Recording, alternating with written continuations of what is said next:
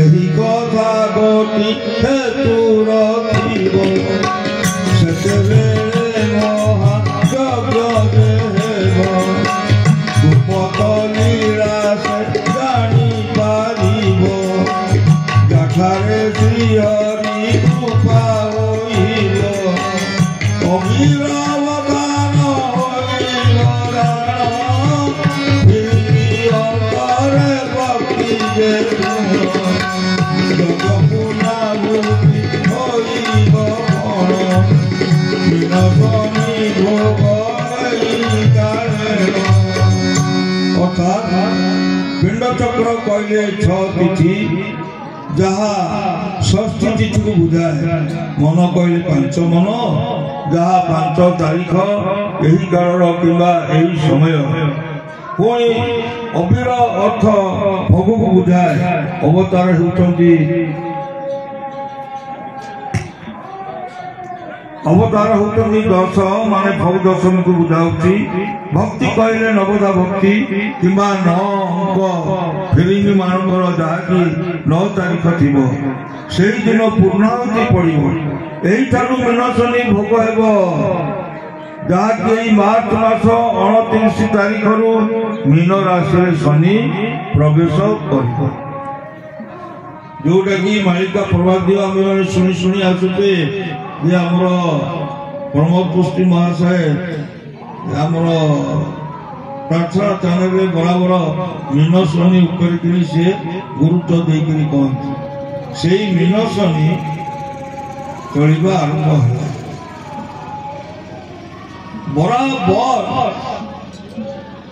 बराबर ठाकुर आमको कहीकि आसी बही भी लिखिं धन रे कलिर अंतिम प्रहर रे तू उपस्थित मु जानूची जेतिकी समय पाखे आसुची भाई माने तो ठारू दूरे जाउछ तू ताकू निघा करिबो नाही तोर कर्मधार को टाण करी चलिबा आमे सिना अभ्यास कर्मधारा को टाण करके चलले हबो खाली धारा नहीं घरे बसले हम नहीं रे बापा एटा निराट सत्य सत्य सत्कार सत्य गुरु तू करिलु धारा तू धरिलु आज्ञा तू मानिलु नहीं धनरे कहीं पाई बाबू दोष तू दौचु किछि मोर आला नहीं अजथा से अन्य कहीं नुहंती काली पड़ी गोटे कथा आपण मैंने व्यस्त हे ना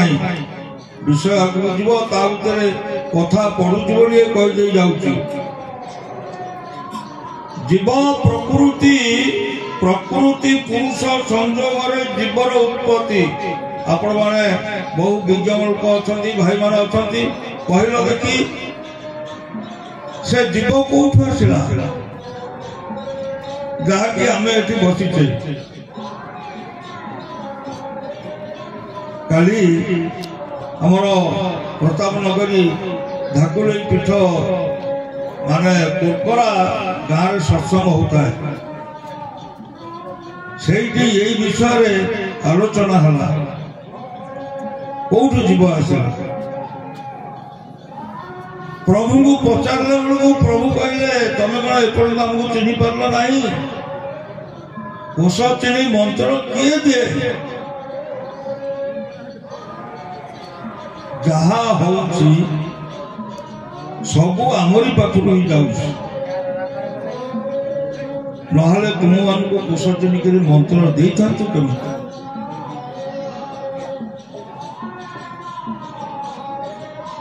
तेणु से जदि स्वयं परम ब्रह्म हेले कल्याण देवी तोतरे आमको जो लिखिदे धनरे मो गोलामाड़ी आम पूरा तांकर पाखु आसीचे धनरे तोर फेर बाट को मु चाही बसी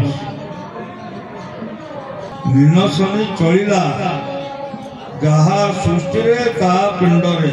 पिंड ब्रह्मांड एकमत सेतु किछि द्विधा नहीं प्रभु स्थान अनुरोध आपण मान अभ्यास कर्मधार को टाण कर चलतु এইଠାରୁ ମୀନ ଶନି ଭୋଗ ହେବ, ଯାହାକି ଏହି ମାର୍ଚ୍ଚ ମାସ 29 ତାରିଖରୁ ମୀନ ରାଶିରେ ଶନି ପ୍ରବେଶ କରିବେ। ଏହିପରି ଭାବରେ ମୀନ ଶନି ଭୋଗ ମାସ ଅର୍ଥାତ୍ ମାର୍ଚ୍ଚ ମାସ 6ଠ ତିଥି 5 ତାରିଖରୁ 10ମ ତିଥି 9 ତାରିଖ ପର୍ଯ୍ୟନ୍ତ ଗୁପ୍ତ ମହାଯଜ୍ଞ ହେବ। ରାବଣ ଭୁଜ ପ୍ରକୃତି ପାଷାଣ, ସେ କାଳର ଏ ପ୍ରତ୍ୟକ୍ଷ ପ୍ରମାଣ। ଏହିପରି ଭାବରେ ବୁଝାଯାଏ ଯେ ରାବଣ ଭୁଜ ସଂଖ୍ୟାଟି 20 କିମ୍ବା ସମୟରେ 20 ଏବଂ ପ୍ରକୃତ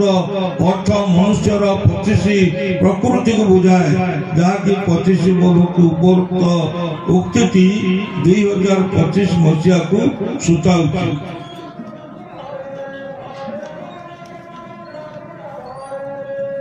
ଈଶ୍ୱର ନିର୍ମିତ ଏହି ସୃଷ୍ଟି ଅତି ବିଚିତ୍ର। ସୃଷ୍ଟିର ବିଚିତ୍ରତା ଭିତରେ ଯେଉଁ ପରମ ସତ୍ୟ ଗହନ ଗୋପନ ଓ ରହସ୍ୟମୟ ହୋଇ ରହିଯାଇଛି, ସେହି ସତ୍ୟର ଗୋଚରାର୍ଥେ କେଉଁ ଅନାଦି କାଳରୁ ଏଯାବତ ଗବେଷଣା ଚାଲୁ ରହିଛି। ଶ୍ରେଷ୍ଠ ଜୀବ ମଣିଷ ହେଉଛି ପରମାତ୍ମାଙ୍କ ରଚିତ ସୃଷ୍ଟିର ଅସୀମ ବିଭବ ମଧ୍ୟରୁ ଅନ୍ୟତମ ବିଭବ। ସୃଷ୍ଟି କେବେ ସ୍ରଷ୍ଟାଙ୍କୁ ମାପିପାରେ ନାହିଁ କିମ୍ବା ସ୍ରଷ୍ଟାଙ୍କ କ୍ରିୟାକଳାପ ସମ୍ବନ୍ଧରେ ସମ୍ପୂର୍ଣ୍ଣ ଧାରଣା ଅର୍ଜନ କରିପାରେ ନାହିଁ। ତେଣୁ ଅନବରତ ଗବେଷଣା ଜାରି ରହିଥିଲେ ମଧ୍ୟ ସୃଷ୍ଟିର ମୂଳ କାରଣକୁ ଭେଦ କରିବାରେ ଜିଜ୍ଞାସୁ ଜୀବ ମଣିଷ ଏପର୍ଯ୍ୟନ୍ତ ପ୍ରକୃତ ସଫଳତା ଅର୍ଜନ କରିପାରି ନାହିଁ। ପରମାତ୍ମା ଯେହେତୁ ସର୍ବଜ୍ଞ, ତାଙ୍କର ଅଂଶ ଜୀବାତ୍ମା, ତେଣୁ ସବୁକିଛି ଜାଣିବାର ଇଚ୍ଛା ରଖେ। ସୃଷ୍ଟି ରହସ୍ୟକୁ ଉନ୍ମୋଚନ କରିବା ପାଇଁ ଜୀବାତ୍ମା ଯେତେ ଅନୁସନ୍ଧିଷ୍ଟି ହୁଏ, ତାର ବୁଦ୍ଧି ସେତେ ଅଧିକରୁ ଅଧିକ ସୂକ୍ଷ୍ମ ହୋଇଯାଏ। ସୂକ୍ଷ୍ମ ବୁଦ୍ଧି ଯେତେବେଳେ ସମାଧି ଅବସ୍ଥାରେ ପହଞ୍ଚିଯାଏ, ଇନ୍ଦ୍ରିୟାତୀତ ସ୍ତରରେ ଥାଇ ସୃଷ୍ଟିର ମୂଳ କାରଣକୁ ଭେଦ କରିବାରେ ସଫଳ ହେଉ କି ନ ହେଉ, ଯେଉଁଥିରେ ସୃଷ୍ଟି ମଙ୍ଗଳ ନିହିତ ପରମାତ୍ମାଙ୍କ କଲ୍ୟାଣରୁ ତାହା ସେ ଜାଣିବାରେ ସମର୍ଥ ହୁଏ। ସଂସାର ମଙ୍ଗଳର ସାମଗ୍ରିକ କାର୍ଯ୍ୟ ଦ୍ୱାରା ମଧ୍ୟରେ ଯଜ୍ଞ ଏକ ସର୍ବୋତ୍ତମ ବିଧାନ। ଏହା ଜାଣିବା ପରେ ଆଧ୍ୟାତ୍ମ ବିଜ୍ଞାନୀ ଋଷି ମହର୍ଷିଗଣ ସୃଷ୍ଟି ଆରମ୍ଭରୁ ଏ ପର୍ଯ୍ୟନ୍ତ ସେହି ମାନ କାର୍ଯ୍ୟରେ ଲାଗି ରହିଛନ୍ତି। ପରମାତ୍ମାଙ୍କର ଅଦୃଶ୍ୟ ଇଙ୍ଗିତକୁ ବୁଝି ସମୟର ଆହ୍ୱାନକୁ ନୀତି ସ୍ୱୀକାର କରି ଆଜିର ଏହି କଳିର ଘୋର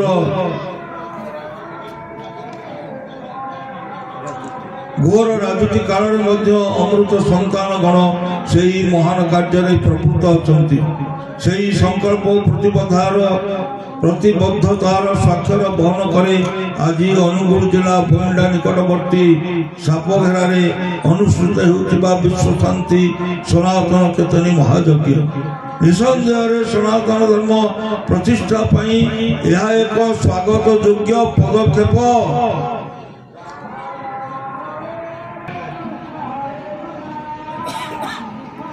विश्व शांति सनातन चेतन महायज्ञ निसंदेह सनातन धर्म प्रतिष्ठा यह एक स्वागत योग्य पदक्षेप। देह सर्वस्व मनुष्य भितर मानवीय दिव्य गुणर विकास निमंते एक सचेतन पर्व भगवान को सर्वमय कर्ता बोली मानि नेबार यह एक अवलंबनीय व्यवस्था। प्रत्येक कार्य पछरे स्थिर निश्चित कारण निहित थाए। आज एठार अनुष्ठित होता यज्ञर कारण स्पष्ट। जुगे जुगे लीलामय भगवान जिते निर्गुण सगुण होई मानव देहरे मर्त्यधाम लीला करती से सनातन धर्म ध्वजा उत्तोलन करी तार छाया तले सनातन सैनिक मानक छड़ा कराई शपथ कराई थांती विश्व शांति प्रतिष्ठा करिवार दायित्व निर्वाह पाई भिन्नतार विषय बलय को छिन्न करी भ्रातृत्व बंधन में बांधि हुई जीर्ण दुर्बल संघीय विचारधारा को सुदृढ़ करने प्रतिष्ठार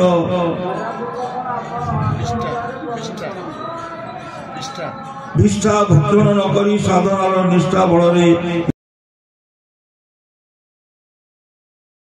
कहले डाके नडाके दायरे दाई सतसंग मध्य पहुंचे मुई सतसंग अटे मोर निवास सत्संगे न करे काल प्रवेश। आमर कर्तव्य महाशय बसचंती आमे बसिचु संघर संपादक महाशय भी बसी अच्युत गुप्तरम संघ पुरुष को उक्तिर पर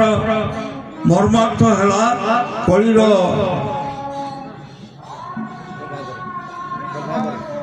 कलिर प्रभाव प्रभावित मनीष धर्म को धरी रखा कठिन व्यापार मनीषर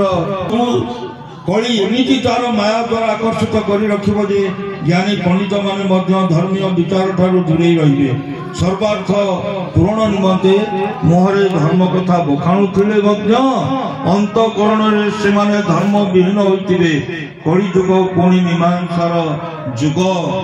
चारि जुग भक्त मानकर समाहार रे भक्त भगवान मिलन पर्व सत्संग अनुष्ठित एवं सनातन धर्मर सचेतक और वार्ता प्रदानकारी पवित्र सत्संग क्षेत्र रे सनातन केतनी उत्तोलन हेबो कली तार मुणारे धरी आसी असत्य अधर्म अन्याय व्यभिचार भ्रष्टाचार चोरी डकायती लुंठन षड्यंत्र हिंसा ईर्षा भली धर्म विरोधी अस्त्र शस्त्र कलिर अस्त्र शस्त्र शुभुवा टंकार ध्वनि को प्रतिहित करने भगवान प्रधान बाधा होउछि सत्संग सत्संग बाधा बजाई धर्मपुत्र मानक द्वारा अचेतन जीव को चेता देवा विधान रे प्रणेता हेउछंती स्वयं विधि आपण माने मोर अनुरोध 35 भाई के लेकिन ये सब आरंभ करितला ठाकुर को पाखरे आज 35 रु लक्षाधिक भाई हे गले आमे कोन मनीष होई जिबा से हम ऊपर केते निर्भर करचंती केते भरोसा करचंती पुनी सत्संग माध्यम रे से लिखि देलनी जे सत्संग रो बाजा बजेबे सत्संग माध्यम रे से सचेतन करेबे आज हमें एकी शपथ करबा प्रभु आपण को कथा मने पड़े धन रे एबे भी समय अछि तू पळे आ तू फेरी आ जदि आमर किछि भूल हो जाइछि अतीत रे एई सत्संग रे हमें ताको फोपाड़ी दउछु प्रभु आपण को पाद तले हमें आश्रय नउछु हम रक्षा कर प्रभु रक्षा कर ए संसार को रक्षा कर कौन हो जीवो ता कही होनी एथु जा स्पष्ट बुना पड़े मने पड़े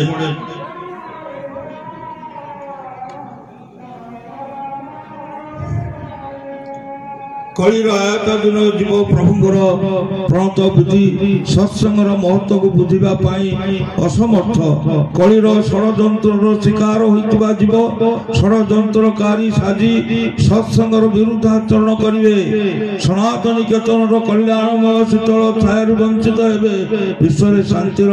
कैबल्यामृत वितरण करने आज एठारे अनुष्ठित होउछि विश्व शांति सनातन केतनी महायज्ञ जो सबुजिमा परिवेष्टित अरण्य प्रदेश रे ए धर्म अनुष्ठान अनुष्ठित होउछि तार महिमा मध्य अतुलनीय जुगे जुगे जगत कल्याणकारी तपस्वी साधक माने जंजाल जाल रे अस्तव्यस्त संसारी मनुष्यर संग त्याग करी निघंच अरण्य प्रवेश को चली जाती तप आचरण करबा पाई घाटी टेंटलोई पर्वत उपरिस्थ ग्राम रे क्षति ज्योति आश्रम प्रतिष्ठा हेबा एवं साप्ताहिक सत्संग चालू रहिबा वर्तमान विज्ञान सर्वस्व वस्तुवादी मनुष्य को पुराण वर्णित आश्रम महिमा को स्मरण कराई देउछि बाघ भालू सुगाल बारहा हाथी रे परिपूर्ण सपद संकुल पहाड़ घेरा बन भितरे बसती स्थापन करी चरमनाथ गुरुस्वामी को भजन करुवा सदात्मा गण जे आश्रम जीवन यापन करी सनातन धर्म प्रतिष्ठा पाई साधनारत एथिरे तेले मात्र द्वंद्व बा संदेह नाही महापुरुष अच्युतानंद गोस्वामी स्वरचित शिवकल्प द्वादश निगंड उल्लेख करिसंती गोपाल भगत माने उदय सेठारे कल्की राम ध्यान नीति करिबे गुंफारे सहस्र शिला अछई गुप स्थान अनंत महिमा मुखे नुहई वर्णन नीति सिंहनादी हुए सिंहनाद हुए जानती सुज्ञानी बांछा निधि दास विभीषण थिब तिनि कहिब आगत कथा न जानिब केही द्रौपदी खपर तही तले लुचि छई महापुरुष उपरोक्त पद्यावली अर्थ अनुसार जुगे जुगे भक्त माने गोपाल परिचय बहन करिथांती। गो कहले गाई आम संस्कृतिर जन्मभूमि को मातार आख्या दि जाइछि गाई मध्य आमर माँ तेणु जी गोमातार पालक से गोपाल जी जन्मभूमिर रक्षाकारी से गोपाल जी धर्मर सुरक्षाकारी भक्त से मध्य गोपाल ठाकुर बोलन आमको करिबे ह्रास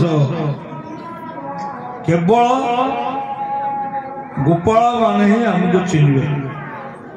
अन्य माने एवं जी चिन्हबे से महापुरुषंकर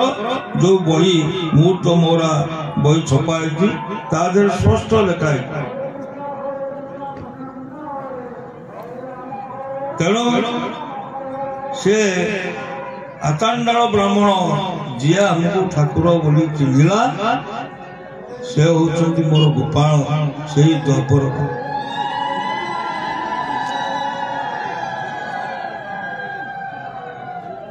जी धर्मर सुरक्षाकारी भक्त से मध्य गोपाल यज्ञ अनुष्ठित पवित्र सापगरा भूखंड में प्रभुंकर कार्य बाहिनी आगक भक्त माने सेठारे जन्म ग्रहण कर रही कलिर कलंक शोधनकारी कल्की राम तरुणाथ को ध्यान करी पर्वत गुंफारे साधक माने कहीं केते कालरू यज्ञ दर्शन निमंते अपेक्षा करी रही श्री रामचंद्र भगवान स्पर्श पाई माता अहल्या अभिशाप मुक्त होगा परी पर्वत उपर चारि जुग भक्तगणकर मिलन पर्व दर्शन करने एवं प्रभुंकर सूक्ष्म स्पर्श उद्धार प्राप्ति लगी शिला रूप में भक्त माने पड़ रही जहाँ महिमा वर्णना करने निजक असमर्थ बोली महापुरुष कहते प्रतिदिन अरण्य गौहर हिंसर ऋतु मानकर रागध्वनि शुणा जाए उक्त स्थान में प्रभु दर्शन बांछा को मन में साहित्य कठोर साधन रत विशेष भक्त जी आगत अनागत कथार द्रष्टा से लीला दर्शन अपेक्षारत पर्वतर अंतस्थल द्रौपदी माता खपर लुचि रही द्वापर जुगरे राजसभा नारी जातिर मर्यादा क्षुण्ण कर प्रतिशोध नापी खपर संहार लीला भाग नापी अपेक्षा मान यज्ञानुष्ठान स्थान संपर्क में उल्लेख करने को जाई महापुरुष शिवकल्प नवम निर्घंटे कहले कोठ दल भक्त उपगत हेबे बारण बेल को आसी जेझा अनुकंपा सेवा बांटी देवी देवी पाई हेबे भक्त खुशी कोठ दल मोर 12 सहस्र सार अष्टोत्तर चंडी को कही मुहूर्त मोराधीर लिखी प्रभु किंतु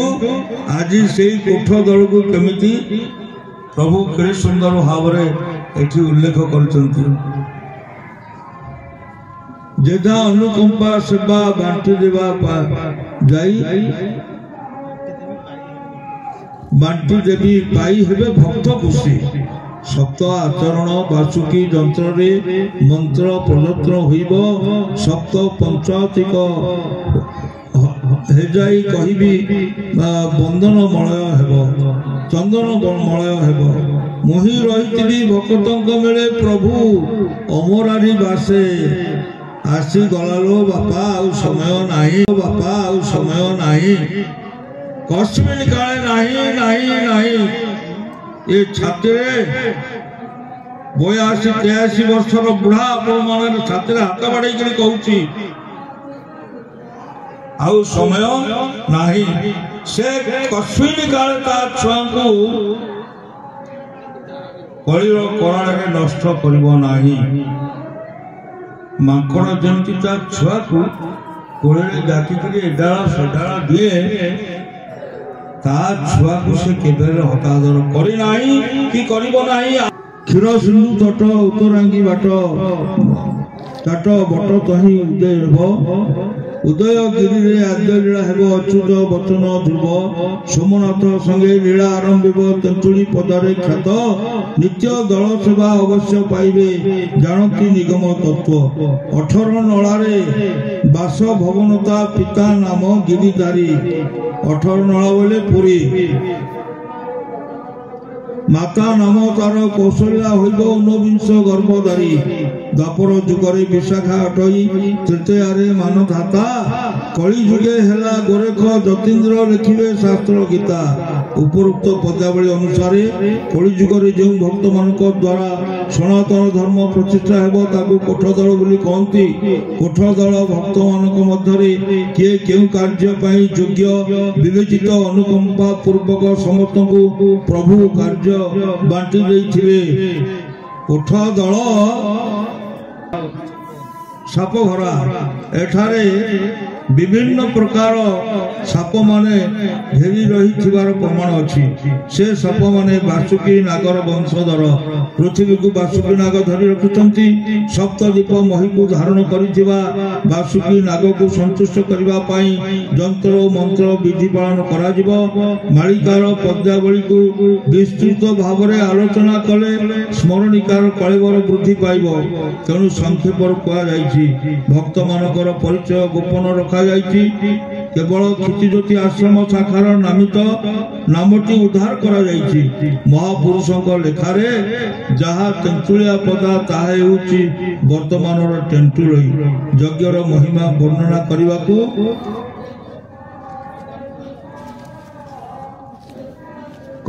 ଯାଇ ପୁନଶ୍ଚ ମହାପୁରୁଷ ସ୍ୱରଚିତ ଶିବକଳ୍ପ ନବଖଣ୍ଡ ନିର୍ଘଣ୍ଟରେ ପ୍ରକାଶ କରି କହିଛନ୍ତି ଯେ, ଚାରି ଭକ୍ତ ସେ ଠାବରେ ବାହାର ହୋଇବେ, ଆନନ୍ଦରେ ଭକ୍ତ ବୃନ୍ଦ କୁଦରେ ମିଳିବେ। ହରି ବୋଲ କୁଦ ବୋଲି ପ୍ରକାଶ ପାଉଛି। ହରିଙ୍କ ଲୀଳା ସେଠାରେ ଆଗରୁ ହୋଇଛି। ମୁକ୍ତ ଭାବେ ସେଠାବରେ ଭକ୍ତ ଥିବେ ରହି,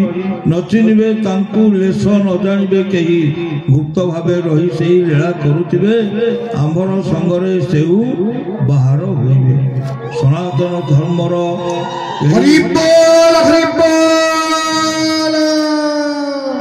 ସନାତନ ଧର୍ମର ଏହି ଉଲ୍ଲେଖନୀୟ କର୍ମରେ ସହଯୋଗ କରିବା ପାଇଁ 4 ଜଣ ଭକ୍ତ ପ୍ରମୁଖ ଭାବରେ ସ୍ୱେଚ୍ଛାକୃତ କାର୍ଯ୍ୟ ନିର୍ବାହ କରିବେ। ମୁଁ କହୁନି ଆଜ୍ଞା, ସାଂଗଠନିକ ମହାଶୟ ଆଜ୍ଞା, ଆପଣଙ୍କୁ ଗୁରୁ ସ୍ୱାମୀ ପ୍ରଣାମ। କିଏ ଆଜ୍ଞା ଆପଣ, କିଏ କହୁଛନ୍ତି? ନା, ଆମ ପରିଚୟ ପଛରେ ପାଇବେ, ଆପଣ ଟିକେ ଶୁଣନ୍ତୁ। ଏଇ ଯୋଉ 4 ଜଣ ଭକ୍ତଙ୍କ କଥାଟି ପ୍ରଭୁ ଉଲ୍ଲେଖ କଲେ, ହୁଏତ ସେମାନେ ହୋଇପାରନ୍ତି ନ ହୋଇପାରନ୍ତି, ମୁଁ କହିପାରିବି ନାହିଁ। କିନ୍ତୁ ଆପଣ ସଂଘର ମୁଖ୍ୟ ହିସାବରେ ଭାଇମାନଙ୍କୁ ବୁଝେଇବେ, ଯୋଉ ପଶ୍ଚିମ ଓଡ଼ିଶାରେ ଯଜ୍ଞମାନ ହଉଛି ବା ଆଗକୁ ହବାକୁ ଯାଉଛି, ସେମାନେ ସମସ୍ତେ ମାନେ ପ୍ରାଣ ଥିବା ପର୍ଯ୍ୟନ୍ତ ପ୍ରାଣମୂର୍ଚ୍ଛା ସେମାନେ ଲାଗିକିରି ସେମାନଙ୍କୁ ସହଯୋଗ କରିବେ। 3-4 ଜଣ ମିଶିକିରି ସେମାନେ ଯଜ୍ଞ କରୁଛନ୍ତି। ଆହୁରି ବି ସେମାନଙ୍କ ଉପରେ ଦାୟିତ୍ୱ ଦିଆଯାଇଛି, ସେମାନେ ବି ଯଜ୍ଞ କରିବେ। ପ୍ରଭୁ ତାଙ୍କର ଚରମ ଯଜ୍ଞ କରି ଚାଲିଗଲେ ଏବଂ ଯୋଉ ଯଜ୍ଞ ବାକି ରହିଛି ତାହା ସୂକ୍ଷ୍ମରେ ସେମାନଙ୍କୁ ନିର୍ଦ୍ଦେଶ ହେଉଛି। ତେଣୁ ସେମାନେ କରୁଛନ୍ତି, ତାଙ୍କୁ ଯେମିତି ଅସହଯୋଗ ନ କରନ୍ତୁ। ଆଜ୍ଞା, ଆପଣ କିଏ? ଆପଣଙ୍କ ପରିଚୟ ଦେଲେନି। ତାପରେ ମୋବାଇଲଟା ବନ୍ଦ, ତାକୁ ଖୋଲିଲା ବେଳକୁ ସେ ନମ୍ବର ବି ବାନିଶ, ସେ ନମ୍ବର ଆଉ ନାହିଁ। ଆଉ ଯୋଉ କଥା ସେ କହିଲେ ସେ କଥାଟା ଏ ଅନ୍ତର ଭିତରେ ତାକୁ ଖୋଲିକିରି କହୁନାହିଁ। କିନ୍ତୁ ତାଙ୍କର ଯୋଉ ଆଦେଶ ଆସିଲା, ଆଜି ପ୍ରଭୁ ବି ଲେଖିଲେ 4 ଜଣ, ଏ ଯାହା ପ୍ରମାଣ ଏଠି ପାଇଲେ, ଏବଂ ଯୋଉ ଯଜ୍ଞ ବି କରୁଛନ୍ତି ବା କରି ଚାଲିଛନ୍ତି ବା ଆଗକୁ ହବ, से द्वारा ही हम से सूक्ष्म निर्देश आसूँ एवं यज्ञर नामकरण भी आसूची अनेक कहले जे रंजा कल यज्ञ देखिकी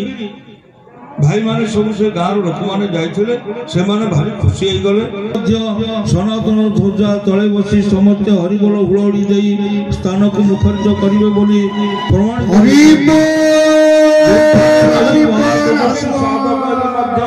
तपमग्न ग्रामवासी कहवा मुताबक सापधरा पार्वत्य गुंफारे एवं भी तप आचरण कर बाबा पद्मकिशोर दास जे कि चरमनाथ लीला सहयोग करने आगभर हे प्रकृत परिचय समस्त को अजना तेणु आसतु